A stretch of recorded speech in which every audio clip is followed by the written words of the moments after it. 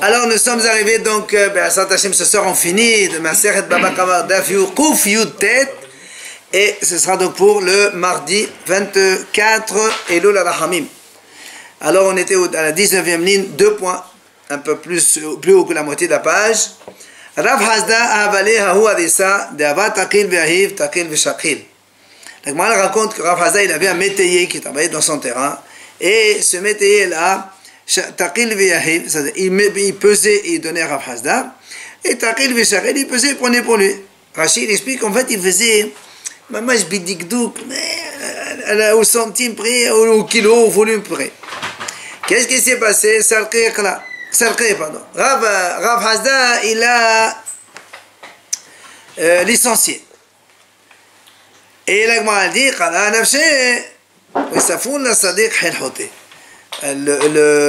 Hasda, il a dit, ce passouk là, comme quoi, Safoun le Sadiq, c'est celui qui est réservé pour le Sadiq, il a perdu celui qui faute. Machma que l'autre, comme il était très pointilleux, alors, c'est pour ça que Rav Hasda, il considère que le métier était fauteur. Donc, Rachid, parce qu'en vérité, il prenait moitié-moitié, alors que normalement les métayers, on a déjà expliqué, normalement ils prennent 20, 30, 35, mais pas 50-50. Donc comme il a vu que faisait ça, et en plus il était pointilleux, il voulait prendre... Comment c'est que c'est moitié-moitié? Rachid a dit. Alors, la Gemara ramène un autre pasuk. Kimat ikbat hanif ki ifsal ki ishal eloh nafsho. Le pasuk il dit comme ça. Kimat ikbat hanif, quel est l'espoir de celui qui est mahanif, ou qui ifsal quand il vole, qui ishal eloh nafsho, Hachem il va jeter son âme. Alors, sur ce pasuk, Rav Huna et Rav Hasda, il y a deux avis. Hadama nafsho de Nerzal, Hadama nafsho shel Gazlan. Un il a dit, c'est l'âme de celui qui a été volé. L'autre dit, c'est l'âme de celui qui vole. La Gemara explique. Donc l'âme de celui qui a été volé. Pourquoi? Parce que il y a un passage qui dit ainsi la voix de celui qui vole. Il prend l'âme de son propriétaire. C'est pour ça que on dit que Hachem il enlève l'âme de la victime. Ça veut dire quoi? Il a préféré le virer plutôt qu'il meurt? Ouais. Non, ça veut dire que on dit que celui qui ça veut dire que Hachem, il le fait disparaître de son monde, la victime. L'autre, celui, pourquoi il a dit le voleur? Parce qu'il y a un passage qui est directif. Ne vole pas le pauvre car il est pauvre, mais il n'empêche pas de donner les différents dons qu'on donne aux pauvres. Pourquoi? Parce que Hachem arrive les femmes. Hachem il va disputer leur dispute, et comme si Hachem il va tuer ceux qui les volent. Donc tu vois bien ici on parle du voleur. Hachem il tue le voleur. Alors le Gemara dit, alors qu'est-ce qu'il fait? Voilà, il a marqué l'âme de son propriétaire, donc c'est-à-dire donc le volé, la victime. Alors il te répond, quand on dit Be'alav, c'est pas le premier propriétaire, c'est le second, le voleur qui est devenu maintenant propriétaire de l'objet volé. Maintenant, Vidarnami, et le premier aussi, voilà, qu'est-ce qu'il fait avec ce deuxième passage? Nous on a dit donc Hachem il va tuer les voleurs, alors que lui il a dit ce sont la victime qui va être tuée. Il te dit non, lui il te dit ça c'est la raison. Tu sais pourquoi Hachem il va tuer les voleurs? Parce qu'eux-mêmes ils ont volé le volet. Donc ils ont volé, c'est pour ça qu'on les tue.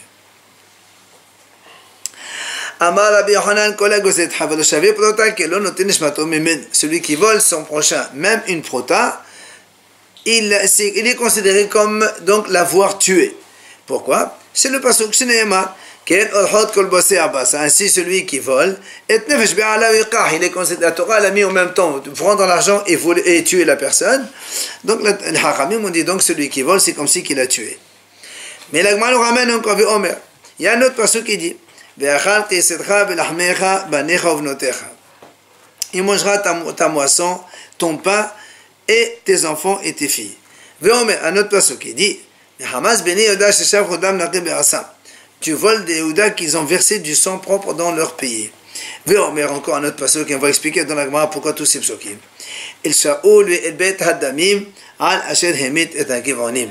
À cause de Shaoul et du sang versé, qu'est-ce qu'il a versé comme sang Shaoul? Ce sont les Giv'onim, et donc on va expliquer tout de suite. Alors il m'a dit, Maïve Omer, pourquoi tu amènes les autres psukim? Le premier passage, quand on a dit, il mangera ta moisson, ton pain et tes enfants. Il dit parce que dans le premier verset, on a vu, celui qui vole, c'est comme si qu'il tue le volé. Là, ici tu dis, c'est comme si qu'il a tué seulement la victime à qui il a volé, mais pas ses enfants. C'est pour ça qu'on avait besoin d'un deuxième passage, dans lequel on dit que même il est considéré avoir tué ses enfants aussi. C'est-à-dire le voleur sera puni même pour ça. Maintenant tu me dis, très bien, c'est vrai que le voleur qui a volé, il va être puni pour la personne elle-même et pour ses enfants. Mais là, mais si imaginons, il prend des choses de force, mais il paye. Rappelez-vous, on a dit ça, il s'appelle Hamsan. Ok? Alors c'est pour ça que m'a dit Tashma, même dans ce cas-là, il sera puni. Pourquoi? C'est le Passouk. Mais Hamas Bene Yehuda. Là, on a employé le mot Hamas. Hamas, c'est on prend de force, mais on paye. Alors que l'autre, il n'a pas envie. Maintenant, si tu me dis, seulement quand il a volé, donc avec les mains, c'est une action active avec les mains. Aval grama, là, mais si c'est une action indirecte qui a fait que l'autre, il a perdu de l'argent, alors tu vas me dire, dans ces cas-là, il n'y a pas de problème. Il dit non, Tashema, c'est pour ça qu'on a amené le passouk de Shaoul. Et Shaoul, ve'el bet haddamim. Donc Shaoul est le sang qu'il a versé à l'Asher Hemit et à Giv'onim, parce qu'il a tué les Giv'onim. On a vu que Shaoul il a tué des Giv'onim. Shaoul il n'a jamais tué personne. Et là,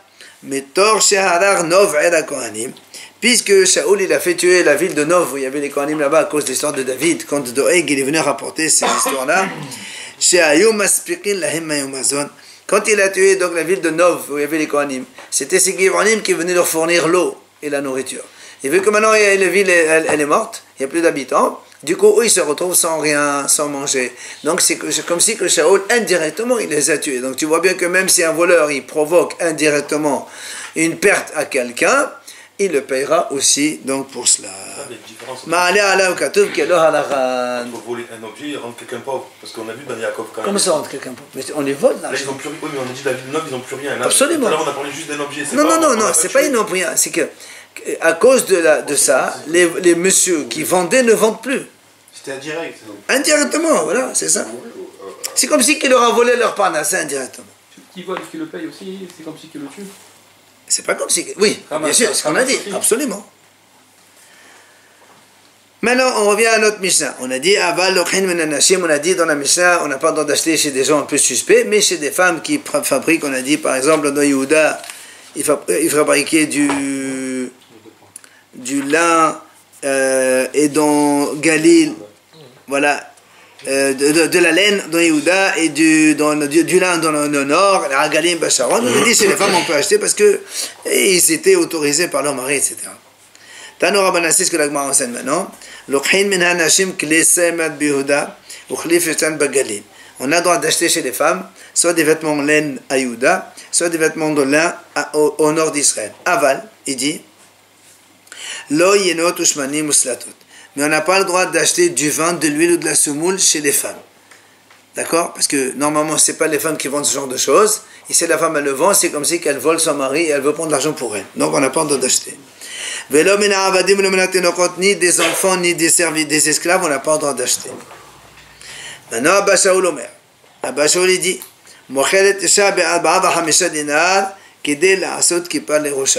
une femme a le droit de vendre même pour 4-5 dinars pour se faire, donc qui passe pour acheter de quoi couvrir ses cheveux.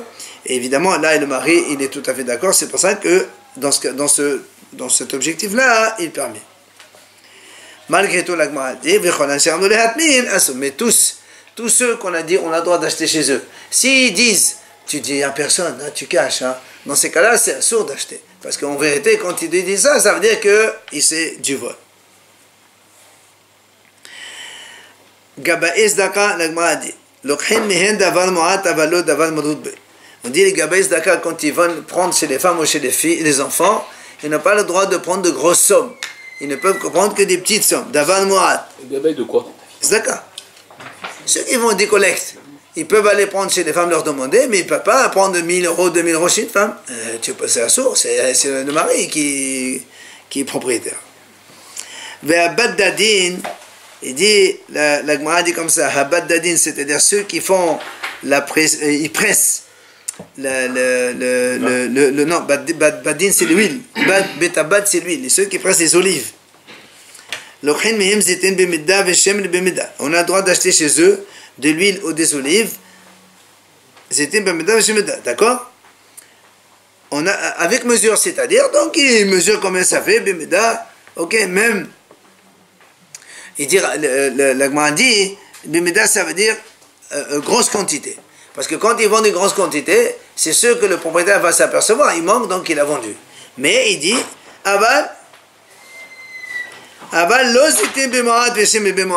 mais on n'a pas le droit de prendre une petite quantité d'huile ou des olives. Parce que là, il risque de prendre l'argent pour lui, il dit à personne. Rabban Shimon Gamliel Omer, לוקחים מנשים זיתים במועד בגליל העליון, שפעמים האדם בו שמקום על פתח ביתו ונטו אשתו מוכר. Rashba qui dit encore qu'on a le droit d'acheter chez les femmes des olives pendant la fête, dans le nord Galilée, que des fois il a dit l'homme il a honte de vendre des petites choses devant sa maison, alors il donne à sa femme à lui. Ravina l'Agmar raconte là le Vim Houza, il est arrivé à Mihouza. Atonéché de Vim Houza, d'amour Kami Kivli Vishari. Il dit, Ramour Kami, pardon, Ramour Kami. Ils sont venus les femmes de Mihouza, ils lui ont jeté des colliers en or, des bracelets, tout ça. Et Kabil Mina, il a pris. Il a pris. Alors, Amal et Rabat tous faire aller Ravina, il vient à Rabat, il lui dit à Ravina, comment tu prends comme ça des choses chères? Véatania, pourtant nous on vient de voir dans la Braïta, on a dit. Il n'a pas demandé. Mais même si tu ne demandes pas, monsieur. Si tu ne dis pas, tu n'as pas le droit. On a dit on n'a pas le droit de prendre chez les femmes et les enfants des grosses sommes. Comment toi tu prends des bracelets en or, des colliers en or? C'est pas le droit. Alors il lui répond, Amalé. C'était des gens riches à Mahouza. Il dit ça c'est rien pour eux. Un collier en or pour eux c'est rien, un bracelet en or c'est rien. Donc c'est pour ça qu'il a pris. Donc tu vois bien que la raison elle reste toujours pareille. Matiti nouvelle Mishnah. Mochin she'akoves moseh hare'elo shelo ve'asorich moseh hare'elo shel ba'al habayit. La Gemara dit comme ça. À l'époque d'avant, quand il avait des vêtements, on amenait chez un laveur. Et quand il lave, il y a des fils qui tombent. Alors il dit comme ça, les fils que le laveur il fait sortir donc d'un vêtement de laine, ok, il dit, comme le Baal il n'est pas marqué, ils appartiennent à lui, il les garde. Par contre, mais celui qui brosse le vêtement, lui, il dit non, ce qui tombe, il doit le donner au Baal Habayit, c'est pas lui. Les filles. Oui. Des restes de laine apparemment. On va parler toute une page de tissu et de couture et de tout truc. Moi, c'est pas évident. Hein. Alors, il dit, il dit le laveur, il peut prendre jusqu'à 3 fils. Il dit parce que à la fin d'un vêtement, on rajoute 3 fils pour séparer le vêtement. Comme ça, on sait que quand on le lave, ça va tomber. Au moins, ça tombe des fils en plus. Il les prend. Alors, il dit, mais s'il y a plus que ça, ils sont au Baal Habayit. Maintenant, si maintenant le vêtement était blanc et en bas, au bord de le vêtement, ils te mettent 3 ou 4, 5 lignes de fils noirs, donc ça, même s'ils sont plus que 3, tu peux les prendre parce que c'est pas pour les vêtements. Ça fait pas moins qu'une prouta, ça? On s'en fout de prouta même. On a vu que c'était le chiot minimum pour. Non, mais ça, c'est s'il a pris. Il n'a pas le droit, donc on ne va pas au tribunal pour être jugé. Mais a priori, tu n'as pas le droit de voler. Même moins que Pronta. À Hayat, maintenant on nous dit, le couturier, donc il lui laisse du fil, qui est le porbo, de quoi coudre encore. Ou bien, au matlit, il a laissé des morceaux de tissu, chez Shosha, donc qui mesure, des morceaux donc, de tissu, qui mesure 3 doigts sur ton doigt, c'est 6 cm sur 6 cm. Il les rend Baal Habayit. Enfin, dernière idée de la Mishnah. Ce que le menuisier il fait tomber, c'est les chutes quand ils coupent le bois. Donc c'est la sciure du bois. Alors quand c'est Bemarassad, c'est-à-dire donc il y a des retombées fines, c'est la vraie lassure, là il peut se garder. Par contre, au Bachachin, chez le Baal Bayt, mais s'il coupe avec des grosses choses et qu'il reste des gros morceaux de bois, là c'est pour le Baal Bayt. Maintenant, mais si ce menuisier il travaillait lui-même chez le Baal Bayt, ben dans ces cas-là, même ce qui tombe la sciure, c'est normal qu'il la laisse au Baal Bayt, il ne va pas l'amener chez lui. Gmara, la Gmara ramène. Tano Rabbanan Hachamim enseigne. Lokhin mochin min al-koves mepein shin shelo. Comme on vient de dire dans la Mishnah que le koves, le laveur, il garde ces morceaux de retombées de laine, comme ils sont à lui, alors on peut les acheter chez lui, il n'y a pas de problème. Ha-koves notel shene hoten ha'alyoni ve'en shelo. Gmara dit maintenant, le laveur il prend 2 fils qui sont au bord, ils sont à lui. Velo yatil boyot mishlosha hovin. Gmara dit comme ça, il n'a pas le droit, il dit quand ils vont brosser les vêtements, ils mettent des anneaux sur le bord du vêtement, comme ça quand ils le brossent, et ça tombe pas. Ça bloque. Voilà, ça bloque. Alors il dit, il n'a pas le droit de mettre plus que 3 donc l'ola haute, c'est-à-dire ce sont comme des anneaux. Voilà, comme des anneaux pour bloquer. En quoi ça dérange? En quoi ça dérange? Puisque c'est pour alors, oui, justement, il dit parce que sinon il dit, on va voir pourquoi. Parce que s'il met plus, il va tirer plus, il risque de déchirer le vêtement. Donc il met que 3, comme juste de quoi bloquer, c'est tout. Et quand il brosse, il ne brosse pas. Vous savez, il y a ce qu'on appelle la chaîne et la trame.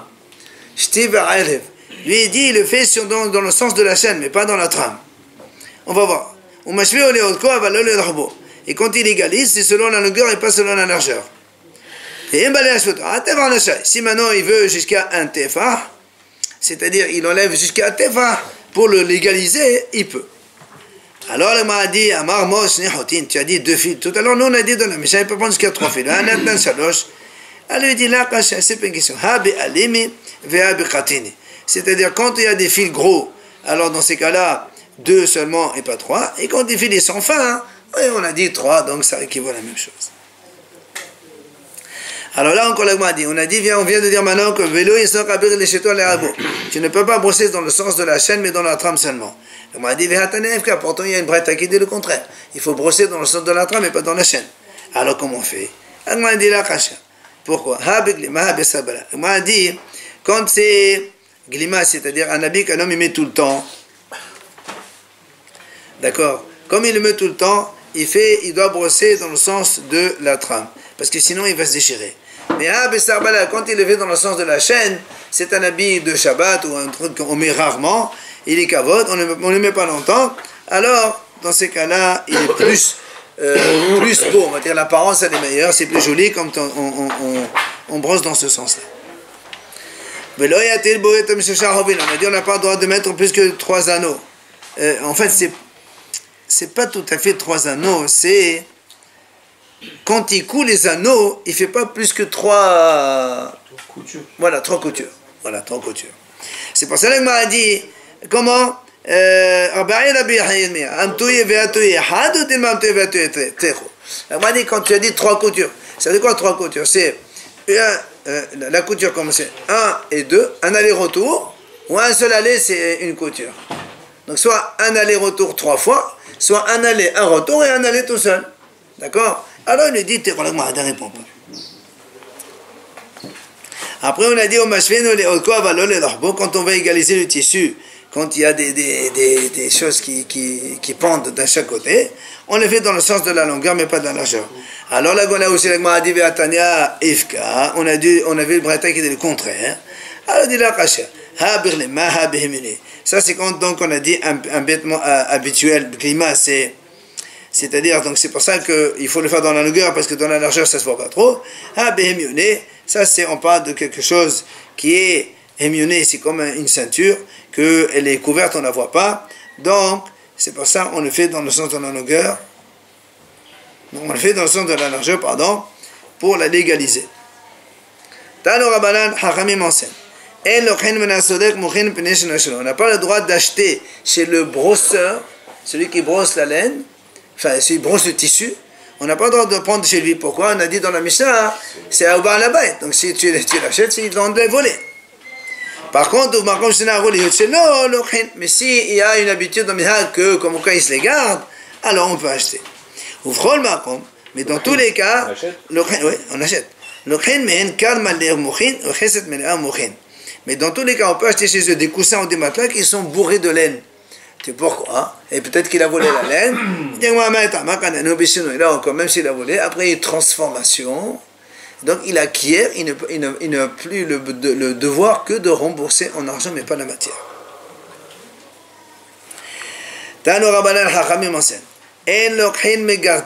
On n'a pas le droit d'acheter chez un tisserand. Lo irin, velo nirin, velo ponklin, velo sur des priorot. Alors, je passe sur les vocabulaires, traductions de tout ça. Alors il dit, alors irin c'est ce qu'on met dans le vous savez, quand on tisse les fils, je ne sais pas si vous avez les trucs d'avant, ils rentrent la chose comme ça, et après ils font la chose. Bon, c'est des noms de d'accord, les appareils, tu vois, hein? Voilà, c'est la technique des fils rentrés dans un truc, après tout ça, c'est des fils qu'on rentre dans un morceau et rentre dans l'autre. Alors il te dit, on n'a pas le droit d'acheter ça. Aval, il te dit, mais le khin men beged menuma. Acheter quoi? Non, ça c'est des fils.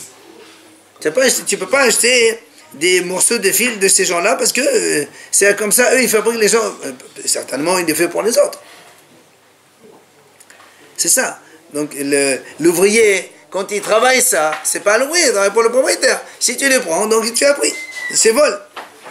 Maintenant, il dit, mais on peut acheter beged menuma. C'est quoi beged menuma? C'est-à-dire un vêtement avec plein de couleurs. Alors, c'est pourquoi? Il m'a dit pourquoi? Il dit parce que.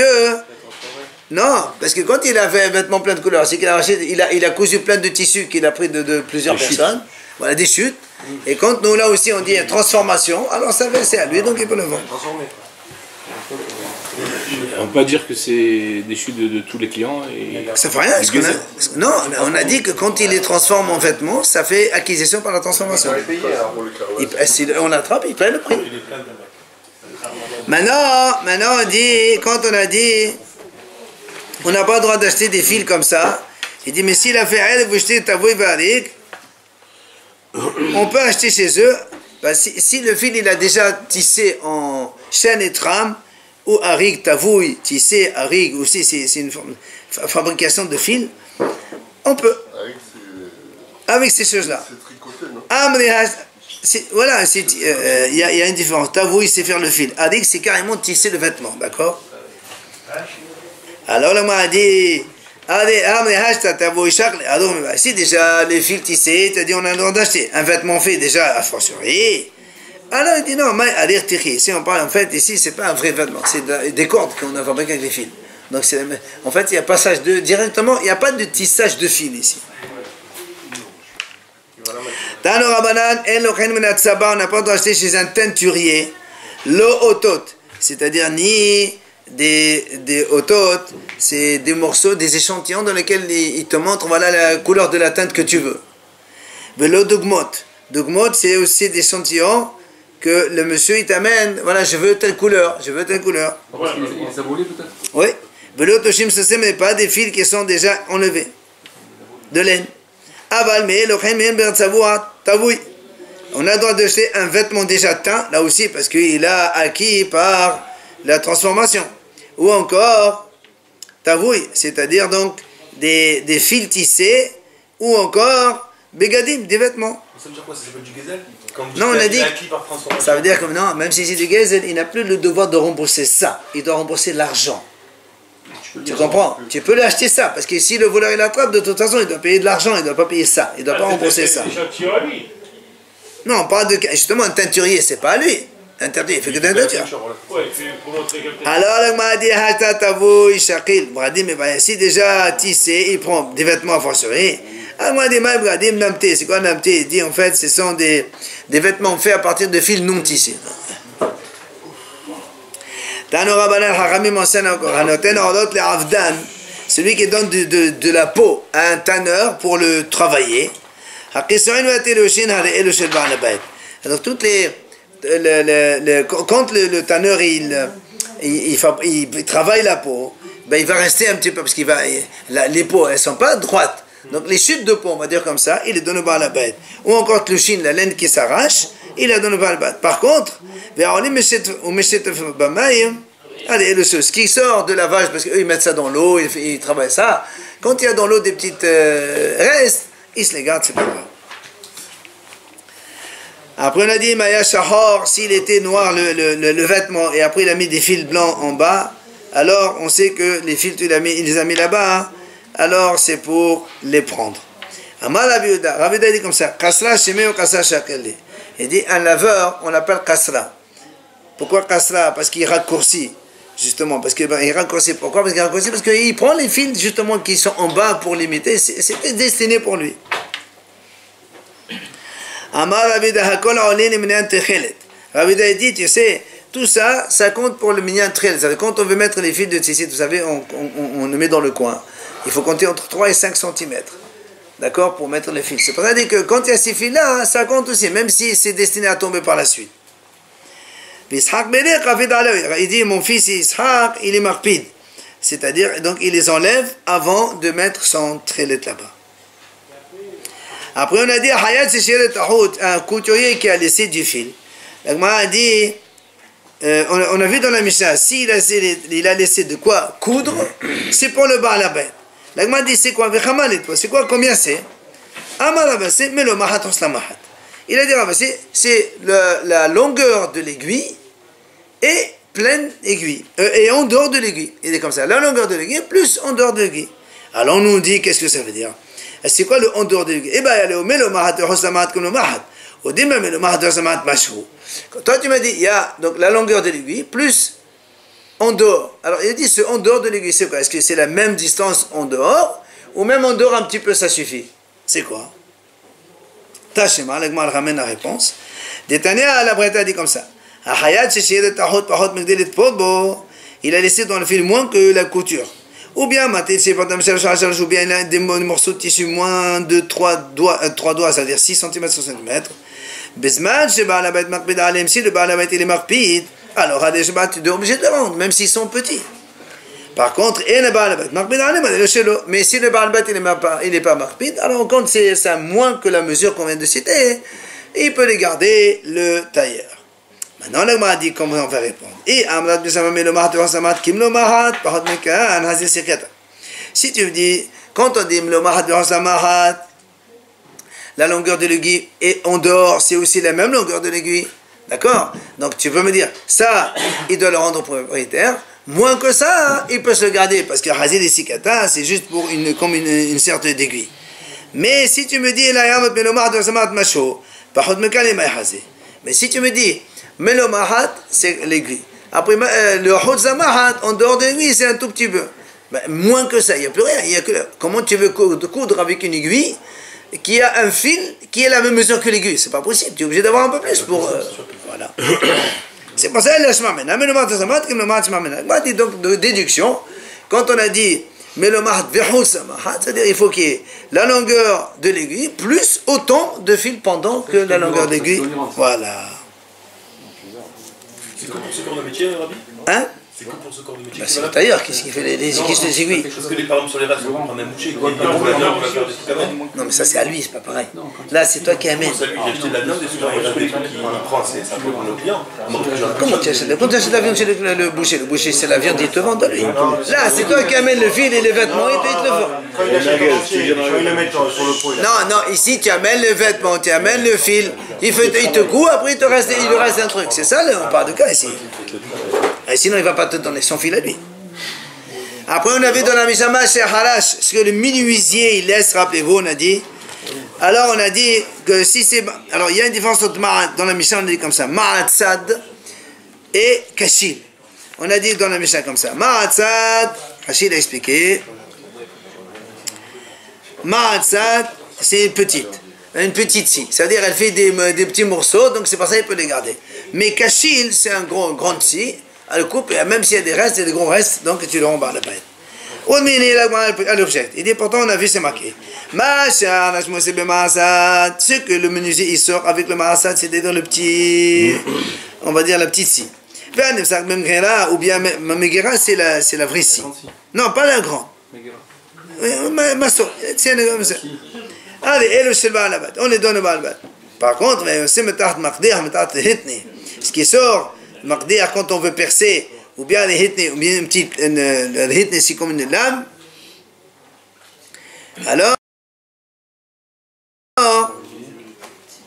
d'accord, alors là, vient le grade Bemkera, et ce qui il sort donc de cette scie-là, allez, et le celui il peut se garder. Donc, nous on voit ici ce qui nous intéresse, c'est le ma'atzad.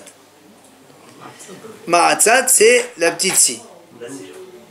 Non, le ma'atzad, c'est la scie avec avec lequel, donc dans la boîte il y a marqué Bema'atzad, c'est-à-dire quand tu coupes avec la petite scie, c'est le Baal Bayt qui les prend. Et non, dans la Mishnah, on a dit, quand on coupe avec la petite scie, c'est le menuisier qui les prend. Il y a une contradiction, et c'est le mot Ma'atzad qui nous embête ici. Alors il dit, Amalava, Beata de Tanadida, dans la place de notre Tanazir, dans la Mishnah, et Katate Hasene, il y a deux types de scie. La Bate, la Kachil. Osotade, la Ma'atzad. La grande, on l'appelle Kachil, comme on l'a vu dans la Mishnah. Et la petite, on l'appelle Ma'atzad. Par contre, Beata de Tanabala, dans l'endroit où il habitait l'auteur de la Braïta, Hadodé, le grand comme le petit, on l'appelle Ma'atzad. C'est pour ça que lui, il a dit Ma'atzad, tu donnes le Baal Bayt, parce que pour lui, c'est le grand aussi. Après, on a dit, on a dit, si maintenant le menuisier travaillait chez le Baal Bayt, quelles que soient les chutes, il est obligé de les laisser. Tu es un ouvrier, tu n'es pas en train de travailler chez toi en forfait. Mais cette été avanim, ceux qui taillent les pierres, ok, c'est-à-dire ils gardent des restes pour eux, c'est pas du gez. Mais fasgé et la note, ceux qui taillent les arbres, ou bien mefasgé kfanim, où ils taillent les vignes, ou menak fehegi, ou bien ils enlèvent les branches mauvaises dans un buisson, ou bien menak shezraim, ou bien des gens, ceux qui viennent quand il y a une récolte, il y a une culture, il enlève des choses qui poussent en dehors. Voilà. Quand on a encore des légumes, quand il y a plein de légumes, et quand c'est trop serré, on enlève comme ça, on laisse un peu d'espace pour que ça pousse mieux. Alors tout cela, Bisman, si le Baalabet il est marpide, alors là, c'est obligé de les laisser. Pour le Baalabet. Il va déjà rentrer pour travailler pour le Baalabet. Absolument. Alors mais peut-être que le Baalabet il va attendre, regarde-les, prends-les. C'est pas ça qu'il dit. Les mauvaises herbes, les mauvaises. Non, mais attends, des fois, on a dit, des fois, tu as, imagine des vignobles, un truc comme ça, et puis tu tailles, puis tu as des trompes, il y a des morceaux de raisin qui restent avec, etc. Je sais pas moi. Quoi qu'il en soit, si le Baalabet il marpide, tu n'as pas le droit de le prendre, tu le donnes. Et le Baalabet marpide, allez, va aller chez nous. Si maintenant le Baalabet il n'est pas marpide, alors il se regarde. Amar Abiuda, Kshut ve Haziz, et Bahem Shomgiz. Il dit le Kshut, il a dit ici, Rachid a expliqué que Kshut c'est. Hein? Oui, non. En tout cas, Haziz, ça c'est connu, c'est le blé et l'orge quand ils sont encore pas mûrs. Et on les réserve à la consommation des animaux. Ce qu'on appelle shahat. D'accord? Ça c'est Haziz. Voilà, exactement. Alors, là, il dit comme ça, ça veut dire que quelqu'un il les prend, il peut le donner à leurs animaux, c'est pas un problème, c'est pas de gez. Mais, si tu es dans un endroit où les gens ils sont marpidim, ils sont pas d'accord, alors tu n'as pas le droit de les prendre. Enfin, Amar Ravina il dit, Ravina il dit, tu sais, la ville de Mahassa, c'est des gens qui sont marpidim, mais tu n'as pas le droit de prendre ça. Donc, dans la ville de Mahassa, tu n'as pas le droit de prendre donc, la récolte, ce qui est destiné à manger des animaux. C'est gazette, tu n'as pas le droit de le prendre. Mais Hassia. Juste avant de faire le hadra, on va juste prendre Baba Tsira qui est en haut. Et juste la première Mishnah, la Saint Hachem qu'on commencera demain. Alors, ça c'est. Tous les enfants ils connaissent ça.